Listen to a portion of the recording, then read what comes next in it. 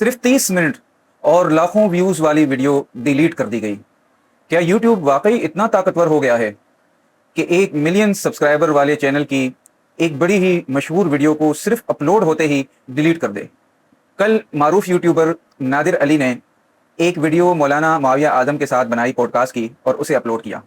Video upload होते ही एक धमाका हो गया, लाखों व्यूज आ गए, हजारों लोगों ने उसको शेयर किया। लेकिन होता क्या है कि आधे घंटे के अंदर वो वीडियो यूट्यूब से डिलीट हो जाती है। अब नादिर अली का दावा है कि वो वीडियो नादिर अली ने खुद डिलीट नहीं की है, बल्कि यूट्यूब ने खुद उस वीडियो को डिलीट कर दिया है। अब लोग हैरान हैं कि एक ऐसा चैनल जिसके मिलियन सब्सक्राइबर हैं और वो एक बड़ा चैनल है, आखिर 30 मिनट के अंदर एक ऐसी वीडियो क्यों डिलीट हो गई जिसको लाखों व्यूज मिल रहे थे।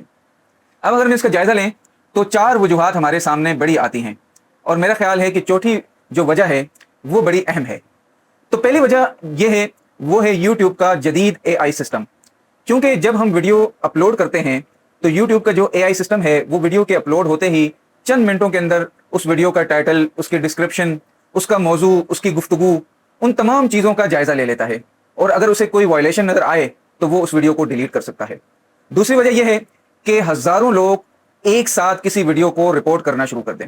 ऐसा भी मुमकिन होता है कि अगर हजारों लोग मुनज़्ज़म तरीके से किसी वीडियो को रिपोर्ट करें तो फिर यूट्यूब उस वीडियो का फौरन रिव्यू करता है और अगर रिव्यू में उसे कोई ऐसी चीज मिल जाए कि जो उसकी कम्युनिटी स्टैंडर्ड की वायलेशन हुई है तो वो उस वीडियो को डिलीट कर सकता है।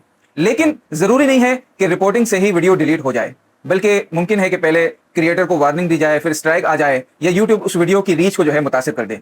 तीसरी बड़ी वजह यह है कि यूट्यूब ने बहुत सारे मुस्लिम ममालिक की तंजीमों को और अफराद को ब्लैकलिस्ट किया हुआ है। अब इसमें तासुब भी है और इम्तियाज भी किया हुआ है। तो ऐसी तंजीमों का या ऐसी शख्सियात का जब हम उनकी फुटेजेस लगाते हैं, उनकी तस्वीरें लगाते हैं, उनका जिक्र करते हैं, उनका नाम लेते हैं, तो यूट्यूब का अलगोरिदम फौरन उनको पकड़ लेता है और उसके बाद उस वीडियो को हटा देता है।